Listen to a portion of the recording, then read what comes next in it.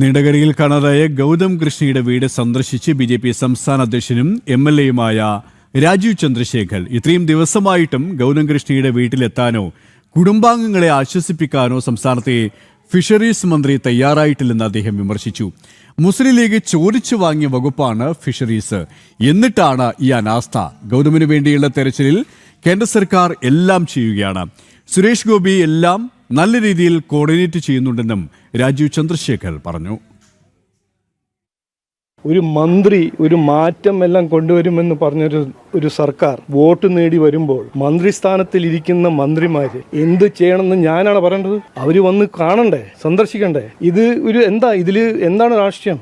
ഇത് നിങ്ങളാണ് ചോദിക്കേണ്ടത്. പക്ഷേ അത് ചെയ്യാണ്ട് വന്ദേ മാതരം, വീർ സവർക്കറിന്റെ അത് പിടിച്ച് നടക്കുന്ന ഒരു മുസ്ലിം ലീഗിനോട് എനിക്ക് ചോദിക്കാനുള്ളത്, ജനങ്ങളെ സേവിക്കുക, ജനങ്ങളെ പ്രശ്നങ്ങൾ പരിഹരിക്കുക, ജനങ്ങൾക്ക് വേദനയും ക്ഷേമമുള്ള സമയത്ത് അവരെ വന്ന് കാണുക. ഇത് മന്ത്രി ചെയ്യേണ്ട കാര്യമാണ്. അത് ഞാനാണോ പഠിപ്പിച്ചു കൊടുക്കേണ്ടത്? ഇതാണോ ജനാധിപത്യത്തിൽ ഒരു സാധാരണ കുടുംബത്തിന്റെ അവകാശങ്ങൾ? ഇങ്ങനെ പോയിട്ട് സമരം ചെയ്തിട്ടാണോ അവരെ സംരക്ഷിക്കാൻ സംസ്ഥാന ഗവൺമെന്റിനോട് ചോദിക്കേണ്ടത്? ഇതൊരു ഓട്ടോമാറ്റിക്കലി ചെയ്യേണ്ടത് ഉത്തരവാദിത്വം സർക്കാരിന്റെ അല്ലേ? സുരേഷ് ഗോപി അവിടെ നന്നായിട്ട് കോർഡിനേറ്റ് ചെയ്യുന്നുണ്ട്. ഡിഫൻസ് മിനിസ്റ്ററും ഹോം മിനിസ്റ്ററിനൊപ്പം അദ്ദേഹം കോർഡിനേറ്റ് ചെയ്യുന്നുണ്ട്. കംപ്ലീറ്റ് കമ്മിറ്റ്മെന്റ് കൊണ്ട് അദ്ദേഹം അവിടുന്ന് കോർഡിനേറ്റ് ചെയ്യുന്നുണ്ട്. അത് ഒരു വീഴ്ച ഉണ്ടാവില്ല.